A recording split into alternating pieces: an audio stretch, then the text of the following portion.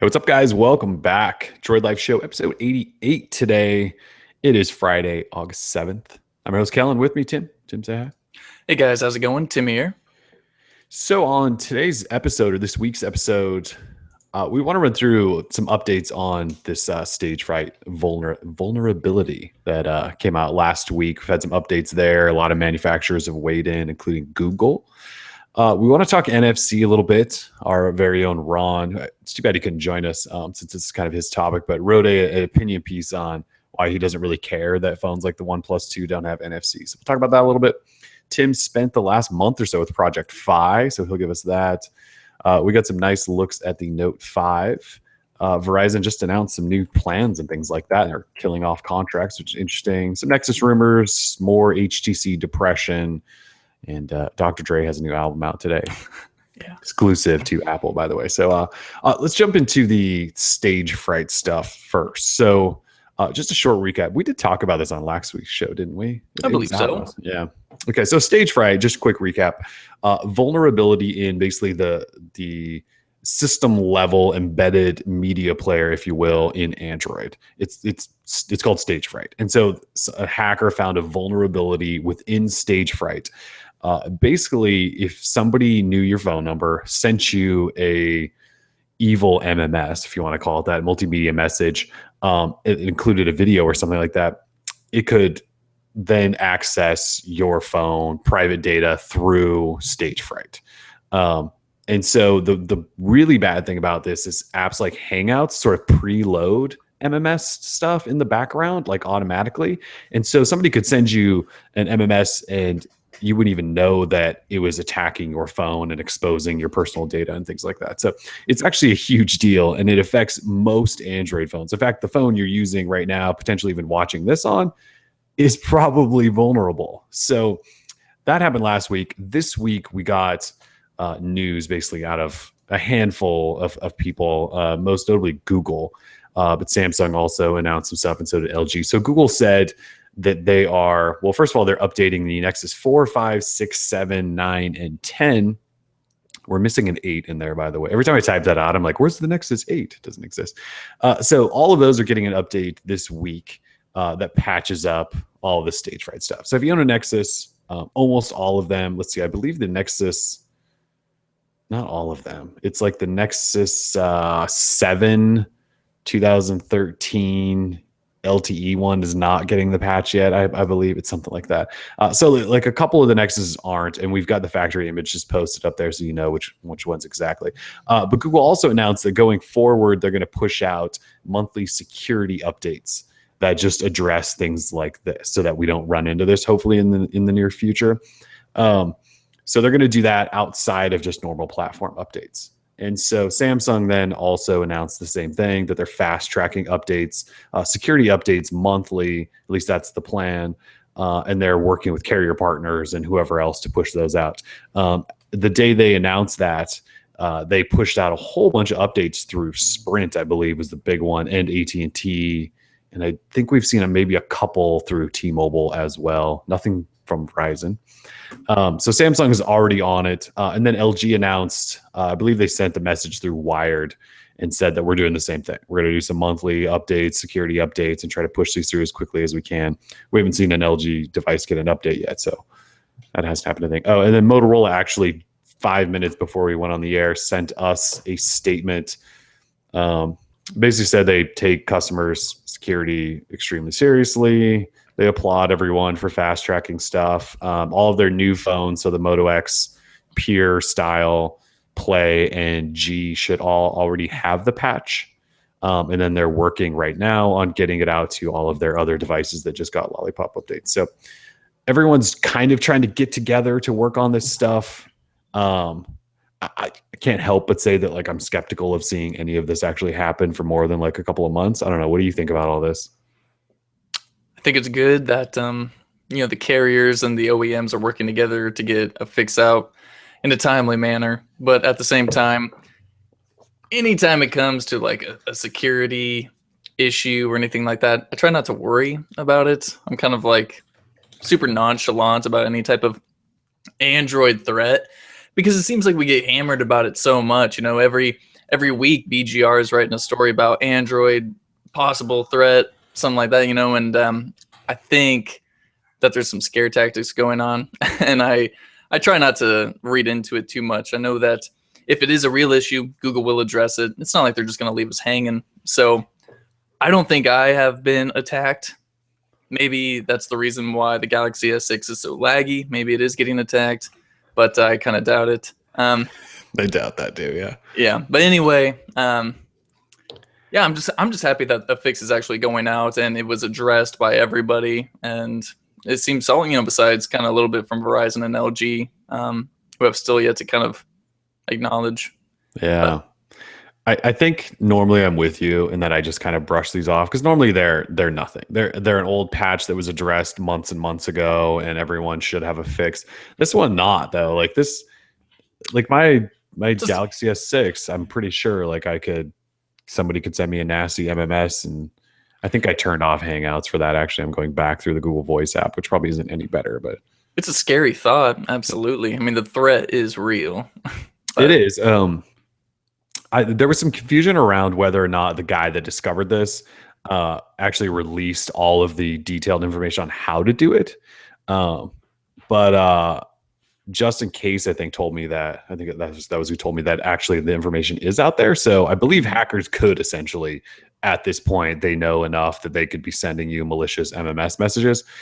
So this one's actually semi-serious, which is why we've kind of given it more run than most. But I'm with you in that hopefully this stuff gets taken care of fairly quickly. I think one of the problems is older devices, that don't necessarily get support anymore. They're probably still going to be vulnerable forever. Like, who knows if any of those are going to get fixed? Like, obviously current phones, we've seen Samsung starting to update all of their stuff already. Even like the S5 and Note 3 have gotten updates already. Obviously Google's taking care of most of its Nexus devices, but like, is the original Moto X, when's that going to get an update, right? Is like the G2, when is that going to get an update? And you go back even further than that. So this one's a little different. Google needs to, so Ron Amadio from Ars Technica wrote a post yesterday that talked about when's like the Android security apocalypse basically going to happen, where something like this happens, but it's more serious than this, that exposes everyone and everything, and they can't get updates out fast enough before like all of us are sort of screwed, I think is sort of what he was getting at. And this is one of those first steps where it feels like, while we love Android, the security issue here, this is kind of a big deal. Like, no one can get updates out fast enough because there's so many players involved, from Google to then OEMs to then carriers, and they all have to like take steps along the way. So I don't know if that means Google needs to bring it back somehow so that they can control everything at a system level and maybe only allow minor customizations on top, so that when there's a security patch that needs to go out, Google can just send it to everyone. And I don't even know if Android's built to do that way. I'm not a developer or any sort of engineer, but this is one of the first times I think that we've sort of felt like, wow, there are some issues here with Android in terms of security, just because this is such a deep system level thing that needs an update. So I think the real problem is, the main key issue is the auto retrieve feature, but which can be disabled. And then the third party MMS app like Textra, for example, can be downloaded, and then you just use that, and then you're fine, because with third party apps, you can set it to allow for it not to auto retrieve MMS messages that can harm your phone. So I've seen countless videos already on YouTube on like how to fix a Stagefright issue yourself if your phone is not going to be getting additional support from carriers and your OEM. So there are ways around it. Yeah, we should potentially look into letting people know about that. Yeah, absolutely. But at the same time, usually you just have to be smart and safe when using your phone. Don't do anything super shady. And usually there is a way that you can combat any type of security issue that you have. So, and even for Stagefright. So, yeah. And look, the patches are coming. So we're getting there. It's just, like I said, this one was just a little scarier than past ones. Absolutely. So anyways, that's the latest on that. So there's updates coming they'll probably be the fastest updates to ever hit your phone. It's kind of sad that it takes something like this, right? For these companies to all go, oh my gosh, let's update things. And I know this isn't like a big platform update, it's just a security update, but it'd be nice if they took platform updates as serious as they do security. Then maybe we get updates a lot faster. So Possibly. yeah. All right. So let's we don't have to spend a lot of time on this because I don't think it's that big of a deal. But anyways, the OnePlus 2, as you guys know, does not have NFC. And it's a huge deal, apparently. So we've talked about it a lot as a team, just kind of behind the scenes. So Tim and I, we talked to Ron, and we've talked to Eric. You guys remember Eric? Is Eric in the chat, by the way? I don't think he is. I don't think so. We've talked to Eric. Like, we all sort of talked about NFC in general, and if we care that a phone doesn't have it. I don't think any of us really are that worried about it. None of us are big NFC payment people because NFC payments still haven't really caught on. None of us really have, like, I don't have NFC tags like around my house for anything. I don't bump phones with people to send photos really.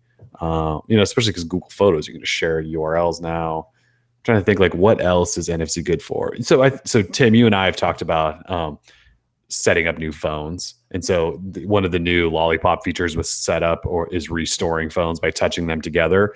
And while it works, the really only benefit there for me, I think, has been that it'll bring over multiple Google accounts if you touch phones together.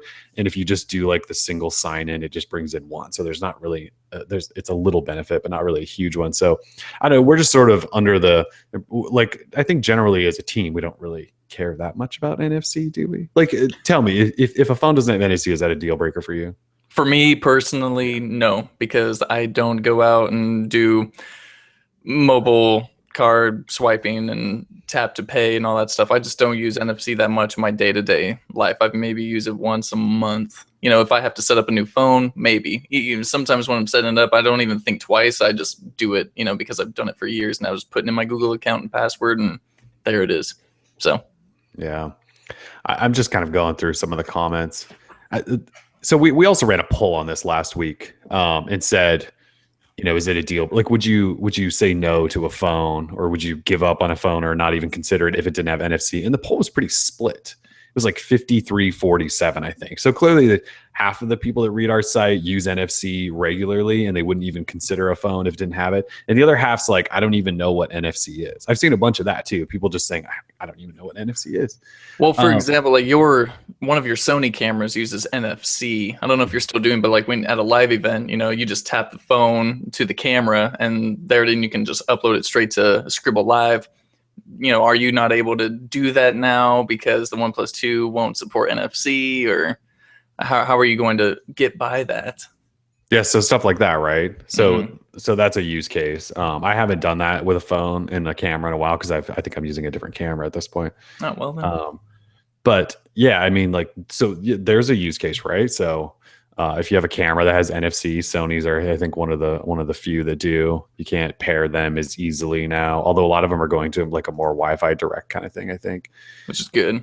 Yeah. I think one of the legitimate arguments most people have is it's not that we necessarily wouldn't consider a phone with NFC. It's just the fact that, like, OnePlus, if that's who we're talking about, they just left something out that seems like it's become a standard. Like, when was the last time a flagship Android phone shipped without NFC?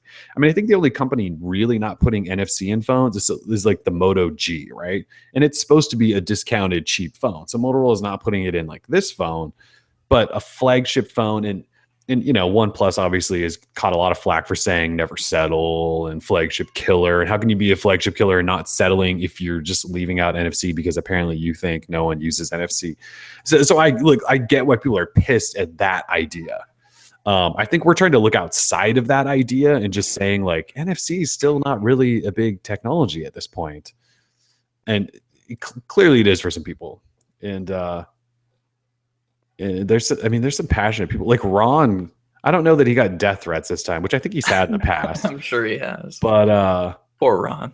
Yeah, it's I know he puts up with so much too, because he's obviously an opinionated guy, and I hope people understand that, like, when Ron writes this stuff, like, he's done his research. He doesn't just like come up with this stuff out of nowhere. Like, he's tried to look at just about every angle possible. It's yeah, I'm looking through some of the comments now, and poor Ron's like, because some of the stuff people say to him is just insane, and he just kind of goes, "Okay." It's usually something witty, and they usually just shut up after that. But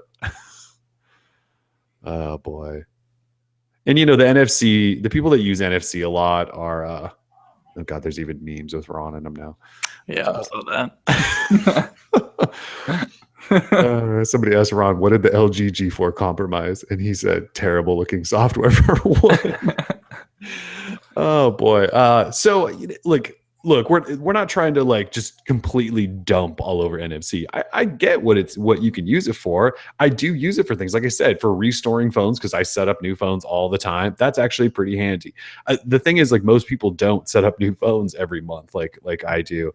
And the mobile payment thing, which is, I think, was Ron's biggest point here, is mobile payments. Like the iPhone 6 had NFC in it for Apple Pay. It's almost been a year. And I don't know that we've seen that many new places get payment terminals. It's not like everywhere you walk has a payment terminal. You know, every store you go into. Like, how often do you go in and go, oh, maybe I could use my phone to pay? Or do you look and it's not even an option? I feel like when I go into stores, I look just in case. And I feel like Whole Foods is one of the few places I walk into that actually has those terminals. I don't know about you. Yeah, I'll see them, but then I decide, no, you know what? I'm not even going to screw with it, because chances are the clerk has no idea what is going on. That's a part of it too, or the machine doesn't work. You know, I've seen that plenty of times where just they'll say, oh, our terminal's broken. I'm like, okay, here's my credit card. Just take that. Like, it's so much easier. Well, and think about that. The time it takes for you to pull out your phone, wake it up, and then touch it to a terminal, which, by the way, with Google Wallet, you do that, and then it pops up Google Wallet, and then I think you have to punch in your password and then touch it again to complete your. So there's like a couple of taps in there and some punching.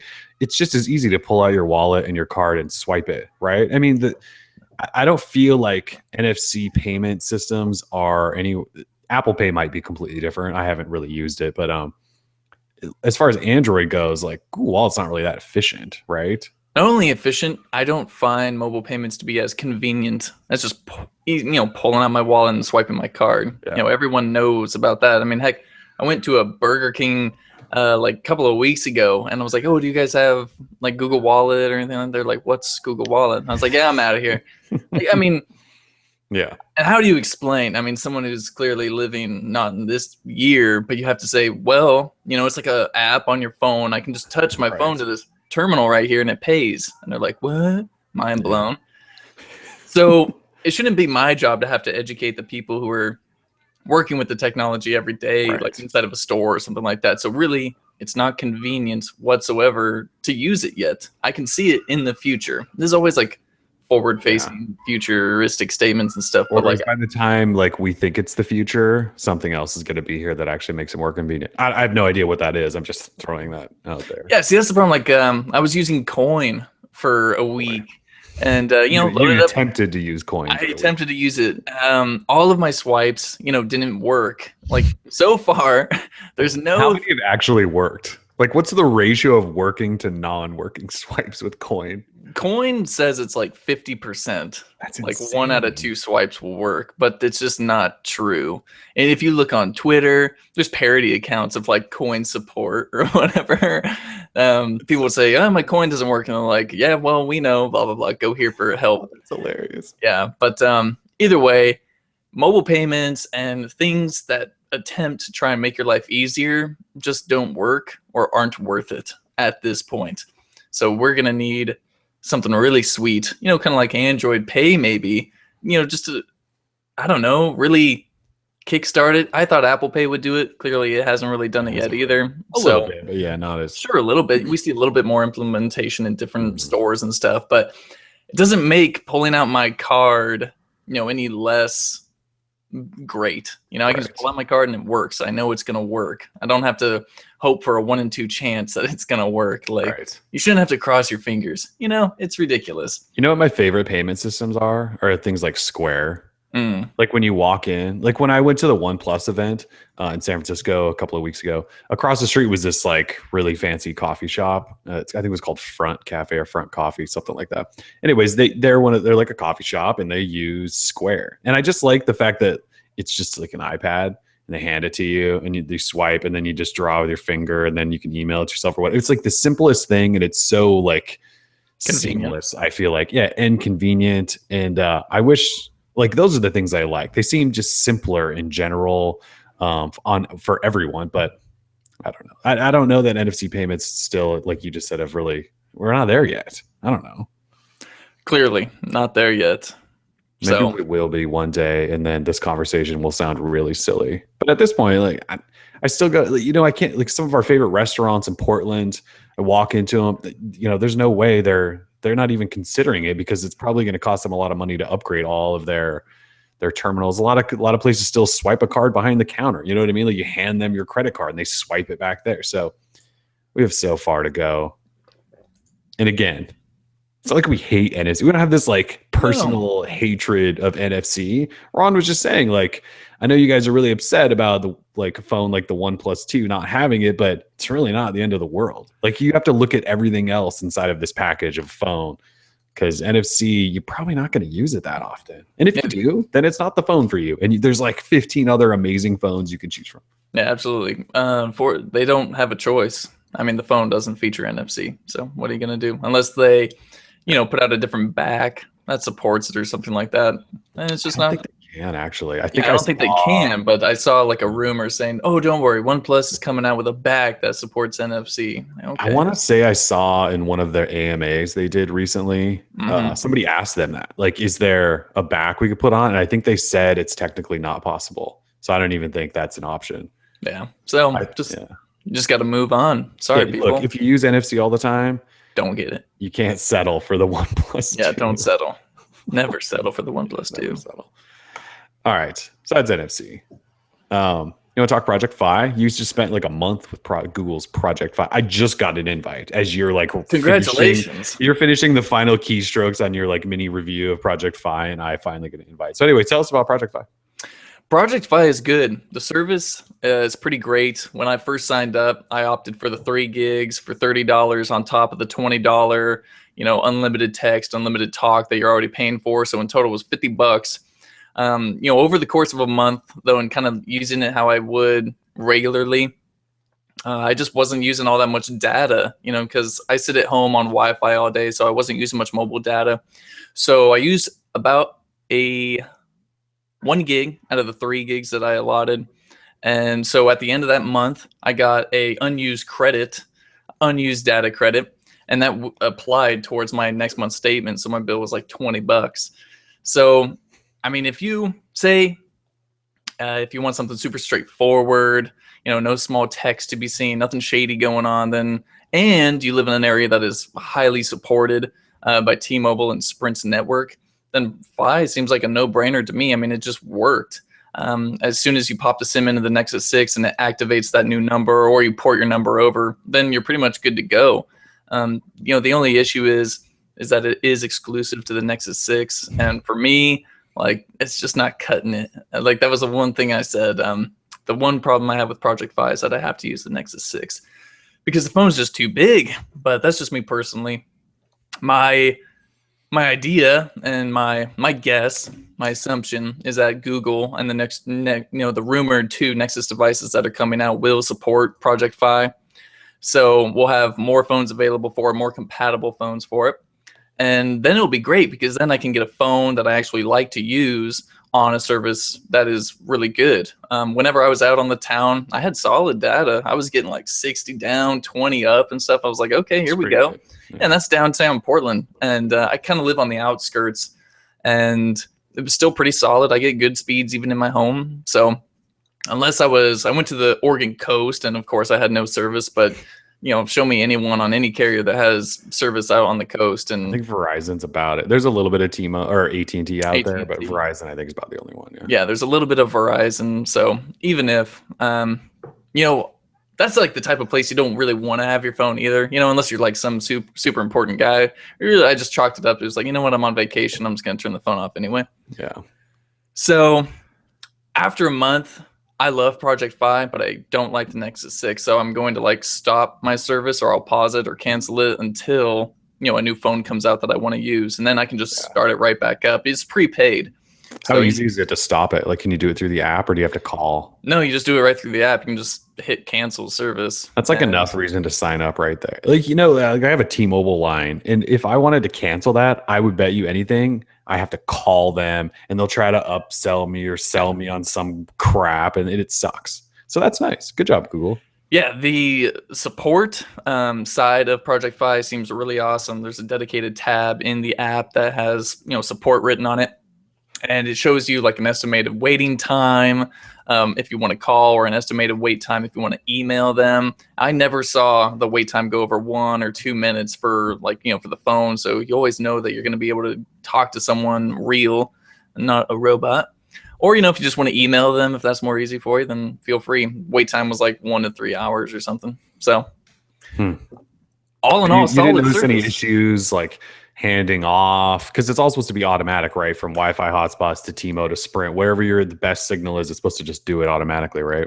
Yeah, absolutely. So when it comes to kind of moving around, I had really no issues. The one time I did automatically connect to a Wi-Fi connection was inside of a Target, and I handled it just fine. And then once I got off, I got right back on to LTE. But the issue is when you go to certain spots, say like a Starbucks or to an airport where there is open Wi-Fi, but you need to agree to a terms of service, or you need to go through a splash page, it won't automatically connect to those. So you would just have to manually connect. I mean, usually, most places you go these days will have an open Wi-Fi. So, you can just do it old school and hook your phone up manually. Right. But at the same time, the fact that it does transition seamlessly from network to Wi-Fi to network and cell data, I thought it was really great. I mean, I had zero issues when it came to like service. Yeah. So, and that's what was really surprising for me, just because I've had T-Mobile phones, I've had Sprint phones. I didn't like them because I thought the service was pretty garbage. Especially Sprint. No offense, Sprint, but where I live, your service is terrible. Yeah. So when I was checking, the ISP through the speed test app that I have, I was showing that I was on T-Mobile towers pretty much 100% of the time. Yeah, I wouldn't doubt it. I think their service in Portland is actually pretty solid.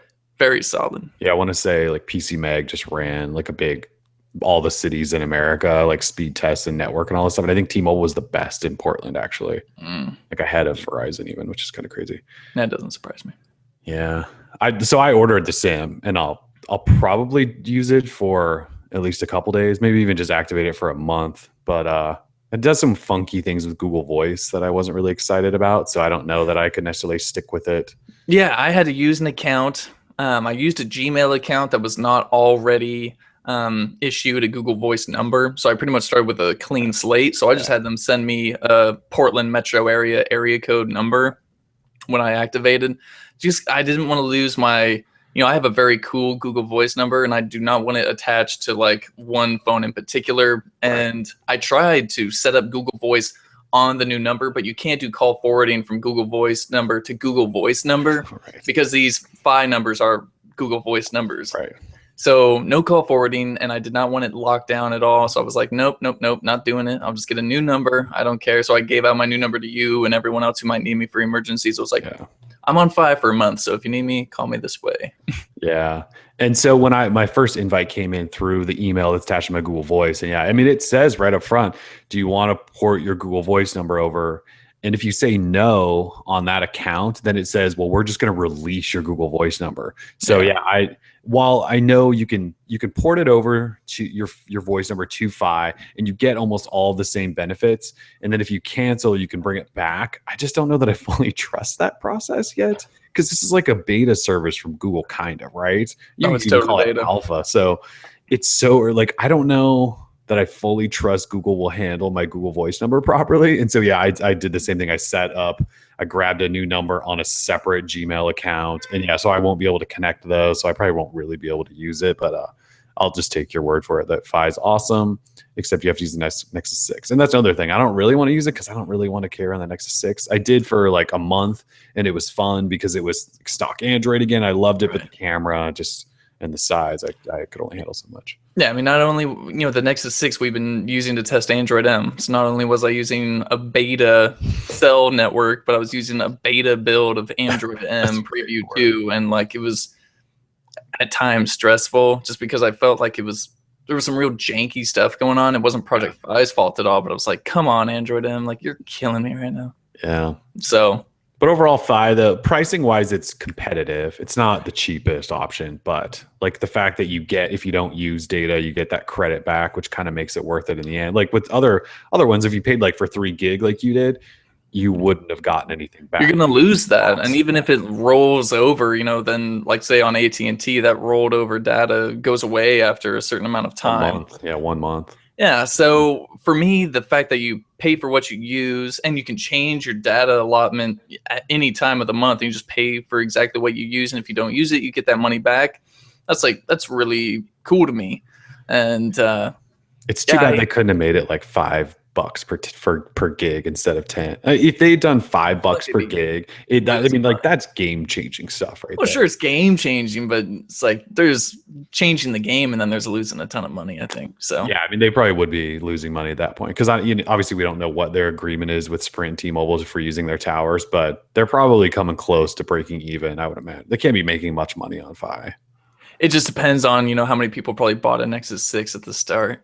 So I mean, there's a official Project Fi community on Google Plus, and I think it had a little under like 5,000 people. So really, I mean, that's not a lot of users. No, it's not. And you're automatically invited to that community once you get your invite, and it's a private community. So, say a lot of people don't use Google Plus, maybe tack on another 1,000 people. I mean, really, there's only a little over 5,000 people using the service, which is not a lot.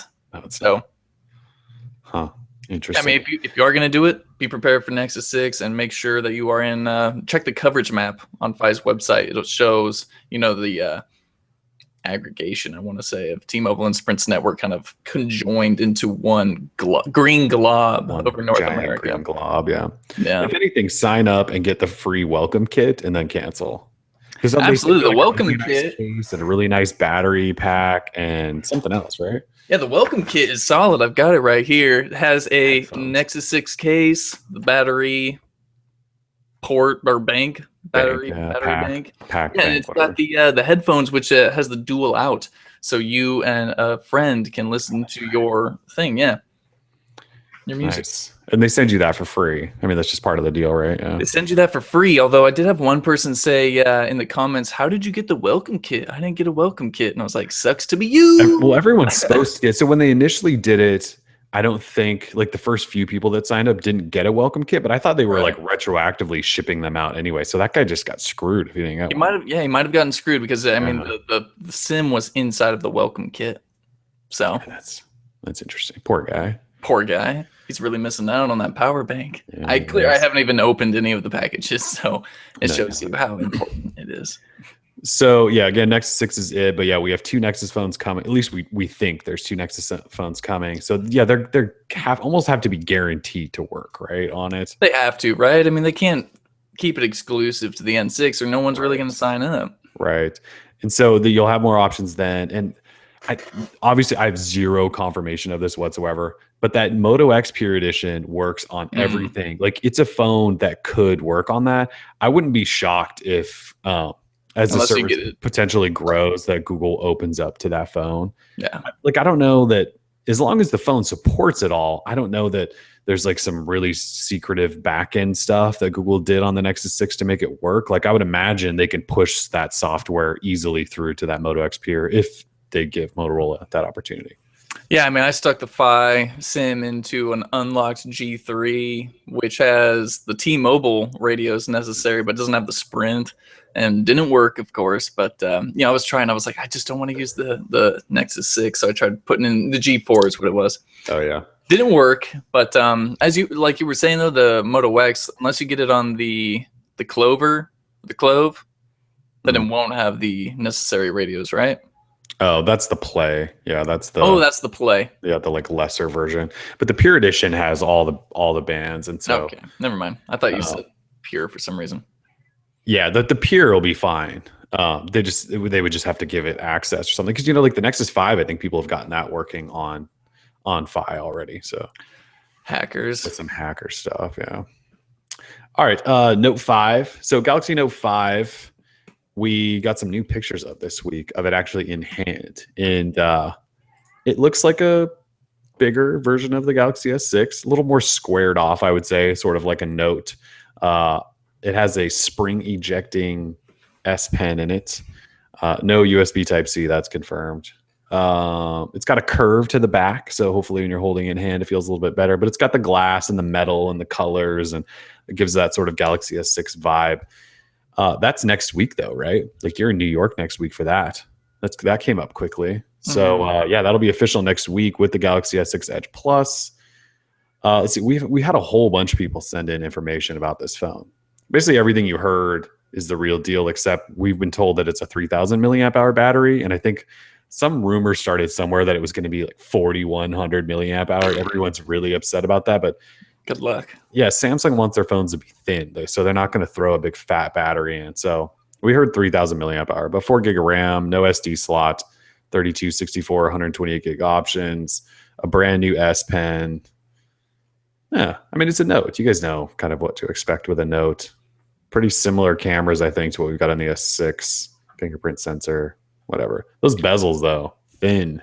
Mm-hmm. It's a solid looking phone. I really wasn't too excited just because I was expecting a big Galaxy S6, but this looks good. They've got that curve going on in the back. It looks like it's going to be pretty easy to handle. So I'm looking forward to it. Finally, instead of the back. Seriously. Yeah, I mean, it looks nice. There's supposedly some tricks with the S Pen too. We're actually told, and we don't have pictures of this, but if you take the S Pen out with the screen off, you can actually draw on the black screen, and it'll like write white notes on it because it's AMOLED, so it'll just like basically light up the pixels you're writing on, and then you can save that to a note. So like if you need to take a quick note, you don't have to like pull the pen out, choose note thing, and pick an option. Like you can just pull it out and start writing on it, and so you can jot a quick note down, which is kind of cool. Like those are some interesting new features. Apparently the top is like clicky, like an actual pen, even though it doesn't do anything, I don't think, but it's like kind of cool. So you can pull your S Pen out, and do that like annoying clicking thing that people do with pens. Back in the day. Yeah, back in the day. So anyways, that's coming next week. And the S6 Edge Plus, by the way, everyone that's talked to us about it has just said it's a bigger S6 Edge. Like that's it. There's no like new features really at all, as far as I've been told. So just a big one. Samsung's making big just to be big, I guess.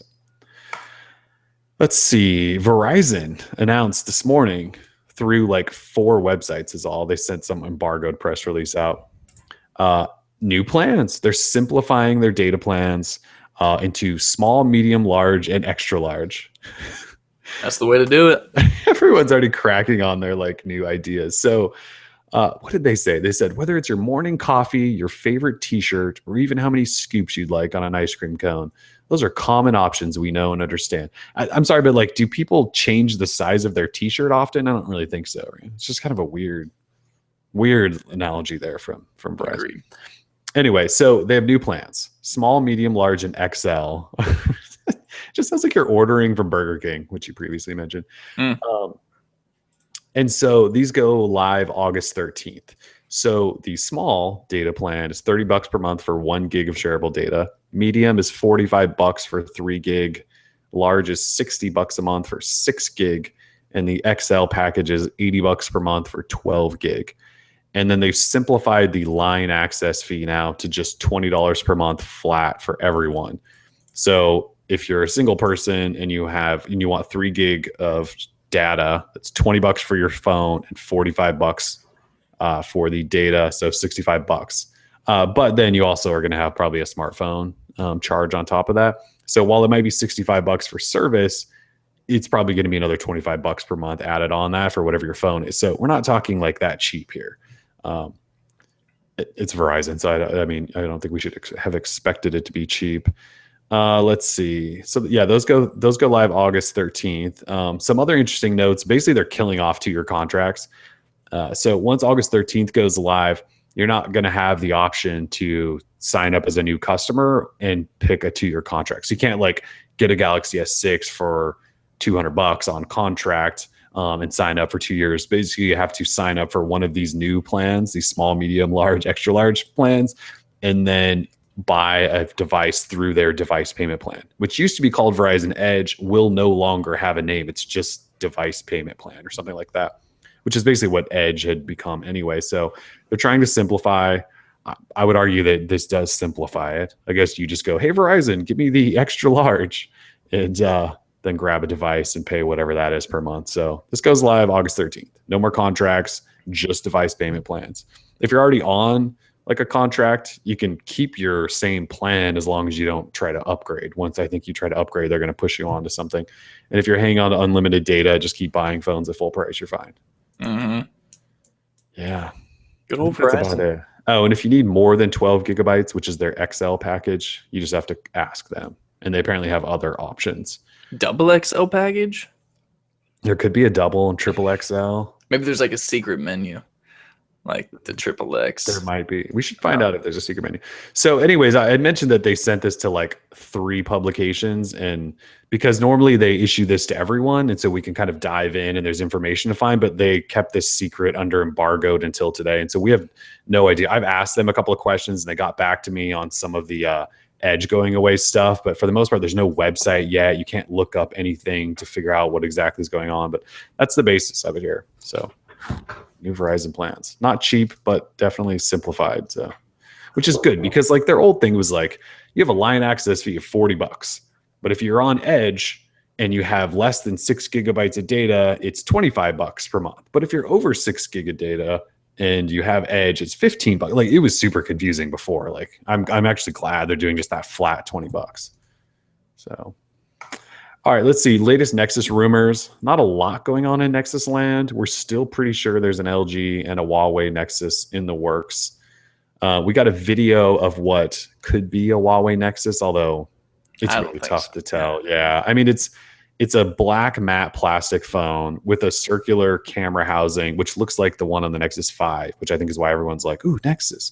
Has a fingerprint sensor in the same place that Huawei put the fingerprint sensor on the Ascend Mate 7, I believe. So it looks like a Huawei phone. Whether or not it's a Nexus, that's anyone's guess. So that showed up this week. The other thing was LG. Didn't somebody from LG tell like Business Korea some things? Oh, they're going to launch Android Pay along with the LG Nexus, which was kind of a given, right? But it's first we've kind of heard somebody say like, yeah, LG, we're going to announce with Android Pay is going to be a big push. That happened. There are some rumors floating around that are supposedly confirmed LG Nexus 5 specs, but we're not fully buying into them, I don't think. It could be real. I don't know. They're just, the whole report was kind of wishy-washy, the source of the information, so we're ignoring that. That's pretty much it on Nexus rumors, right? Oh, we did get a picture of, so a year ago when the Nexus 6 was introduced, there was the story. Basically, Dennis Woodside, Motorola's former CEO, said the Nexus 6 was supposed to have a fingerprint sensor in that back dimple, and they axed it because Apple bought Authentech, which made the best fingerprint sensors at the time, and so they just said no other person can make a good fingerprint sensor, so screw it. But anyways, pictures of an old prototype with a fingerprint sensor surfaced, and I kind of like the idea of a fingerprint sensor on the back. Like, you know, you pick up your phone and your finger does kind of go to that dimple if it's a Motorola phone. So I could see that being a good, nice way to unlock a phone instead of a home button. You know, like OnePlus, they put a home button in, even though no one really wants a home button. And, you know, I can't believe they put a home button in. Sorry. No, they should have put it, yeah, like on the back or something so that it's out of the way and trim up the bottom bezel or whatever. But so anyway, it's interesting just to see like a phone actually that was supposed to be, yeah. All right, HTC. Every time we talk about HTC now, it actually is depressing. So HTC announced that they had another terrible quarter. Shocker. Another terrible quarter, and their stock price is, I don't even know how much it's worth. It was like $1.50 a share. It's so low. It's bad. It's dropped 50% since January. I think, you know, I don't know much of the conversion because it's not it's not in US dollars. Yeah, it's not in USD. But it started like around 1750, and then now it's like around 7 or 6 or something. So bad. But you know, I mean, they were forward looking and saying, well, Q3 is not going to be good either. How could it be? I mean, the one M9, if the M9 did not save you in Q2, then there's no way it's going to save you in Q3, even with the protection, which they are just hammering. Yes, sir. But so they're going to scale back on the workforce, and they're going to scale back on the devices they're pumping out. And they're just going to focus on high-end device, trendy device that can compete with Samsung and Apple, which, you know, doesn't seem like all too bright. I mean, they say they hold 20% of the market in emerging markets like India. And so to me, you know, you have Motorola, whose top selling phone is the Moto G, which is kind of a mid-range emerging market type deal. And so that seems like a area of big growth for HTC if they really kind of focused on that. But instead, they want to still compete with Apple and Samsung, which I don't see happening unless they actually listen to people in the DL comment section and figure out what people actually want in a phone. So the Reuters report where this came from, I'm wondering if that's a typo on their part that says HTC was banking on selling high-end models in emerging markets. Like, you don't sell phones in emerging markets that are expensive. Like, you sell cheap phones, right? Like you just said, Motorola's killing it with the Moto G. Yeah, affordable. Motorola's killing it with the Moto G, and that's why Huawei and like even OnePlus and Xiaomi and CT, like they sell low-end or mid-range phones that are really affordable. So I hope that's a typo, because if you're if you're trying to sell high-end phones to a class that can only do affordable phones, then you're screwed. Yeah, that's like the worst idea ever if that's the case. But I'm looking at that Reuters report now, and it hasn't been corrected. It still says high-end models in emerging markets. So I'm sorry, like if that's your plan to come back, I just don't know how that's possible. Yeah, they give like a price specific. They say like around $300 to $400 or something like that. But then the Moto G costs how much? Less and all these, yeah, exactly. And there's all these other phones. I mean, all these other companies are chipping away steadily at Samsung in these same markets, and it's like HTC isn't able to see that and realize what's going on when it comes to high-end phones in other markets outside of America. Yeah, here in America, it's probably a good idea, you know, to have some high-end phones, because that's, you know, what we like, and that's what we can afford. But other markets just simply can't do it. You know, India, Taiwan, places like that. So HTC just seems like they're always 8 months behind everything, right? Like now they're finally, well, they're going to have to lay off a bunch of people, right? They said they're cutting who knows how much of their workforce. Significant. Yeah, significant cuts. So they're cutting off a whole bunch of employees, and then they're going to try to attack emerging markets. And it's like, you know, we're on the third Moto G. Like Motorola 2+ years ago said, we should go to emerging markets and put out really good phones there. And it's working. Yeah. And it's working. It's their best-selling phone ever. They've also got the Moto E. And HTC's doing this now in 2015. Like how far behind can they be? Like, how do you even break in now? You know, like we just said, ZTE and Huawei and OnePlus and Xiaomi and even Motorola and probably Lenovo too. And all these companies are in emerging. Well, and what's the Micromax, I think, is based out of India. So they're there. Google's doing Android One in some of these markets. Like HTC, you're probably too late. Like, what the hell? It's already such a saturated market. Their leadership, not to be just insanely critical, but holy shit, dude, they need a complete executive makeover at this point. Like, I don't know what the hell they're doing. And now they're pimping VR. They think the HTC Vive is going to save them. Are you kidding me? I don't know, dude. I don't know what they're doing. I can't see if this is where they're going, where they're finally saying like, yeah, emerging markets. And if that's not a typo on the high end, attacking emerging markets with high end, like good luck, HTC. I know we've thought the end was near for a long time, but it's like really near, dude. And look, the HTC Vive, everyone says like, yeah, great VR experience. This is so awesome. First of all, it's not even available.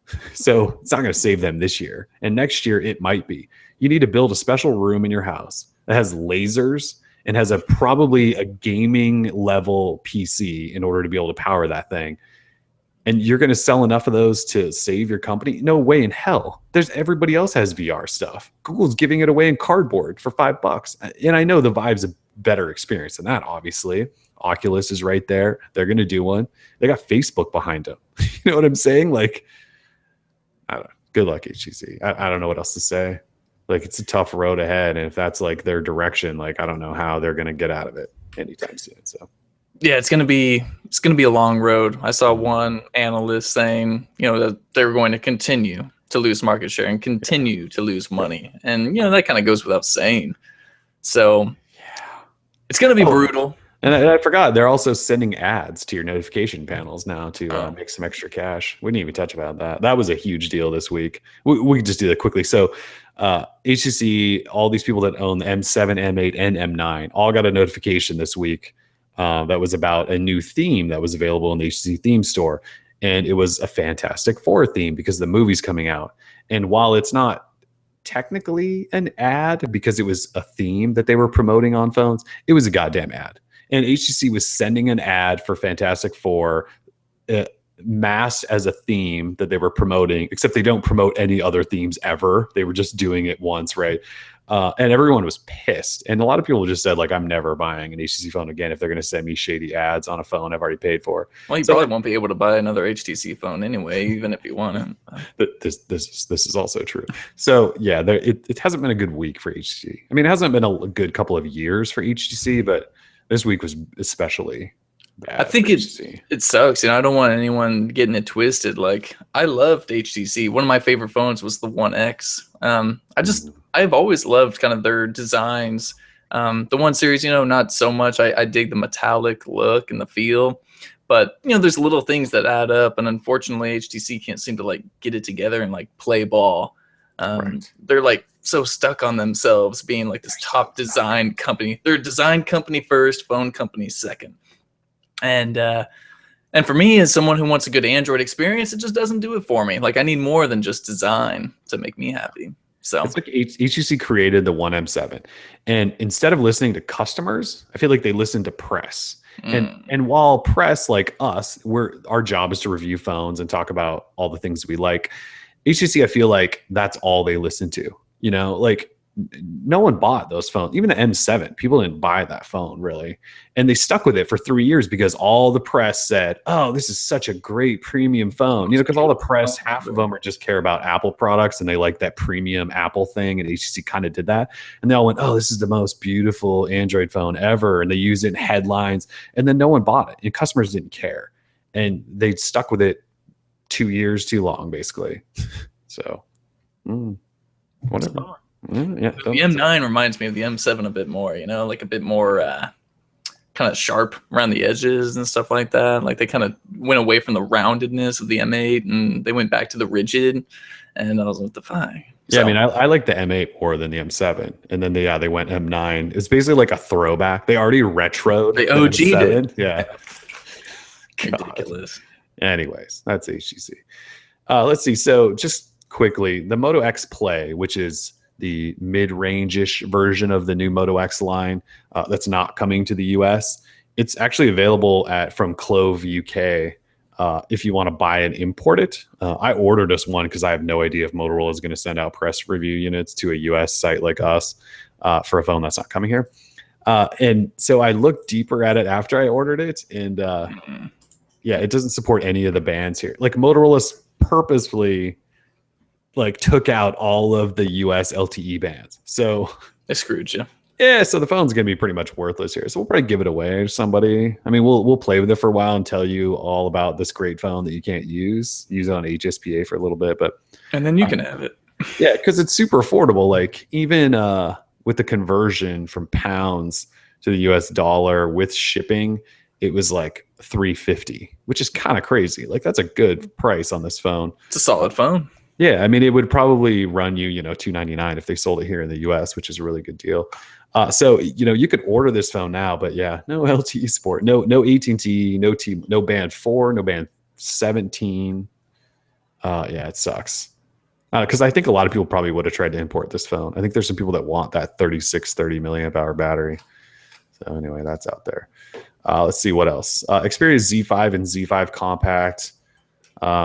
Picture surfaced. This looked like a couple of black boxes. And look, this is not to be super critical. Like, I love the Z3 Compact. My wife uses it, actually. She stole it from me and was like, I want this phone. I want, every new version of this phone going forward. But like, talk about boring design, dude. Dude, I've said that since day one about Xperia phones. I mean, they always look the same. They haven't changed it here. Instead of a circular power button, it's more elongated. Because it apparently has a fingerprint sensor in it, right? Yeah, which is sweet. But at the same time, holy crap, it's really the same phone. So I'm not impressed. Probably never will be by Sony's design team. But I'll probably like pick up the Z5 Compact in some weird teal color or something just for something different, and probably fall in love with it. And then maybe if they have like an all red one, which looks kind of cool. But yeah, Sony's software turns me off. Hardware design turns me off. There's a lot to not like about Sony's phones. Yeah, you've never been a big Sony fan. I've liked some of their phones, especially their compact line, but this one just, they don't necessarily need to come up with a brand new design, but something other than just like a black box would be nice. What I appreciate about Sony is their love for the Android ecosystem. I mean, they're beta testing that one thing over in Sweden, I believe, where it's like, AOSP with some of Sony's software built on top. Like that's cool. Yeah, it's like Moto's approach basically to Android. Exactly. And I love Moto's approach. So anything that has to do with cutting the skin out completely, I'm all for it. But then having a few special services kind of built in to tweak it up a bit. Yeah. So that's exciting. But again, triluminous displays and all this stuff that Sony wants to market so bad. Does not really impress me. Yeah. The other thing they did actually announce this week was the Xperia M5 and C5 Ultra, which are, they're calling them super mid-range phones. I didn't know that was a product category, but apparently it is. And they're only going to emerging markets, which is really too bad. Like, I don't know if you looked much at these phones, but so the C5 Ultra, the Ultra name implies that it's a mega phone, and it is. It's like a 6-inch phone. It has 0 side bezel. Like, the display actually goes to the very edge. And it has dual 13 megapixel cameras, which is whatever. But like the look of the phone, it almost looks fake. It looks like a fake, like fan made render, but that's actually the phone. But the most interesting one of the two, at least in my eyes, is the M5, which is basically like an Xperia Z whatever compact. It's got a 5-inch 1080p display, 2 gigahertz, high-end media. It's like the highest end MediaTek processor, 3 gig of RAM, and it apparently has this crazy good camera that's super fast. I think it's Sony's brand new 21.5 megapixel camera. Yeah, it's supposed to be super fast and awesome. And this phone I want. And it comes in gold, black, or white. But yeah, all they announced was it's going to selected countries across emerging markets. So never coming anywhere near here. I'm going to have to try to import it from India or something like that. Anyways, good luck. Yeah, that's Sony for you, right? They come out with cool phones finally, and they won't go anywhere because they don't have any relationships with any U.S. carriers or partners or anything. Blah. Let's see. I think that's kind of it for big news stories this week, isn't it? I mean, that was a lot of stuff, but yeah, I think that was a solid week. Yeah, we did have a good week. Oh, just to confirm Nexus factory images, by the way, 456, 2007, Nexus 7 2013 with Wi-Fi, and that's the only Nexus 7. So no Nexus 7 2013 with LTE, and then the two older Nexus 7 2012s don't have factory images either. So if you own those, not that those work anyway, didn't Lollipop like basically brick all of the old 2012 Nexus 7s? Yeah. And then as another confirmation, we will be in New York next week covering all of Samsung's Unpacked event. Yes, that's Thursday, right? Thursday morning? Correct. Yeah, so Thursday morning, all the new Samsung stuff is official. I'm hoping for a watch now. Like, we've seen the Note 5, and that we know the Edge Plus is just a bigger Edge. But if they do a round watch that actually looks nice, I mean, because their design right now is kind of on point with the Galaxy S6 and the glass and the metal. Their design is so on point, and the fact that it could possibly feature like a rotating bezel, like that seems so cool to me. I just want it to be like a smooth experience, kind of like, the Apple Watch. Everything kind of fades in good, like the frame rate's high, and it seems like a solid experience software-wise. I want Samsung to be able to do that. Like Android Wear is kind of janky. Like there's some frame rate stuttering going on, and so yeah, it'll be Tizen powered for sure, right? Yeah, which is fine with me. And since I'd already have to be using a Samsung phone, I mean, heck, I'm using S6 already, so it's fine. But Moto 360 version 2. I kind of want that. Yeah. We should be. Where is that, by the way? You saw that at FCC. We saw it went through it FCC somewhere else. So it's got to be. I mean, it's got to be soon. Like someone said, like in the comments, someone asked, "What's the time from FCC to release?" And one guy was like, "It's going to be this week or next." I was like, "Dude, no." Like we would. I mean, we'd already have like an image of it, or something like that if it's going to be that close. So those FCC things that you can never judge those. You can never say like, "Oh, there's an FCC filing. It must be here in like 2 weeks," because we've seen things change all the time with those. So it doesn't necessarily mean much. Yeah, absolutely. Like sometimes you can. Sorry. I was just going to say, like some of the new Moto phones we saw at FCC a couple of weeks ago, and like the new Pure Edition is not coming till September. So if they make us wait again, very bad move. With the showing it off at I/O and then not releasing it for months or whatever. Like that was such a bad move. All the hype was dead. I'm sure they still sold a good amount of them because you couldn't buy one online for quite some time. But well, like I thought it was a bad idea that they announced that Pure Edition already, and that's not coming till September. Like that's not a good move because that's a bad idea. Yeah, unless they're going to get review units in our hands like next week, like we're going to go a month and a half without even hearing about that phone again. And they're selling it directly, so I don't know. Not really sure what they're doing there. It's going to be a busy fall. I mean, new Note. New S6 Edge Plus, and then Nexus devices, Motorola stuff. Well, I think HTC is supposed to come up with something for the holiday. I think LG is as well. Yeah, I think there's actually this because all these smartphone manufacturers, right? For a couple of years they had it really good, and then they all kind of dove down, except Samsung like blew everyone away. And then now Samsung's coming back down, and like companies like Motorola are coming back up a little bit, but like LG's dropping a little. So they're all confused again. I feel like we're going to go through a year where we get more phones like we did back in the day. Like everyone made too many phones and screwed themselves. And then they're like, oh, we're going to cut down our portfolios. And that's not working now. So everyone's just going to, I think, spam us with new phones again. I mean, that makes it fun for us, but. Yeah, absolutely. Gives people plenty of options to choose from. So. It does. Yeah, there's no shortage of options. No. All right, so finally, Dr. Dre's album is out today. If you have Apple Music, yeah, ridiculous! I can't believe it on iTunes, right? Yeah. Oh, really? I can't believe it's exclusive. I mean, that's such like a sellout thing to do, like making your art and your music exclusive to a service. Like, give me a break. Okay, you don't want me to listen to it? Fine, I won't. I'm sure it's crap. But yeah, I mean, Apple does basically own Dr. Dre now, so they can kind of do whatever they want, right? That makes me sick. Like thinking that Dr. Dre is owned by a corporate entity such as Apple. Dr. Dre is owned by Apple, basically. Yeah. That does suck. And how long do you think this thing's going to be exclusive for? Like a month? Ever or like a month? Yeah, I could see it like a month or something. I mean, sooner or later they're going to want other people to be able to buy it, right? But I could almost see this being like they probably don't care. Like if they're helping it launch Apple Music, right? And one or whatever. And basically, and like I could see them saying like, Dre, we're going to give you like here's guaranteed like $10 million and we're just going to own your album. Like what did they do with U2 when they gave away that free album? They probably paid. They compensated like upfront. Yeah. So maybe they did that with Dre. So they're just going to keep it and not let anyone have it. Yeah, U2 and Dre, I guess, can all just go away. Then Taylor Swift too, please make her go away, make her stop. The idea that she wrote an open letter to Apple and they changed their minds on paying independent artists. Yeah, okay, good luck with that. That was all set up, right? It's all smoke and mirrors, you guys. Come on, wake up.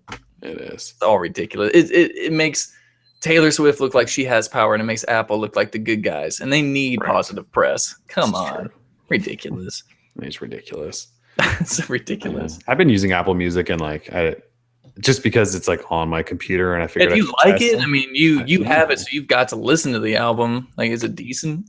The album's nice. The album's fine. Yeah, I've listened to it I think like twice through, pretty much just kind of in the background this morning. The album's solid. It's good stuff. Apple Music though, like I want to go back to Google Music is what I want to go back to. Yeah. Apple Music just it's kind of really terrible setup. But I don't like any of Apple's software. I hate the way they approach software in general. And so it's not surprising to me that I don't like Apple Music. It's just little things you can't do. Like if you're in the iTunes store and you see an album and you're signed up for Apple Music, but you're in the iTunes store looking at like Dr. Dre's album, you can't click on a button and say add to my library. The only option is buy. So if you're in the iTunes store, you have to buy things.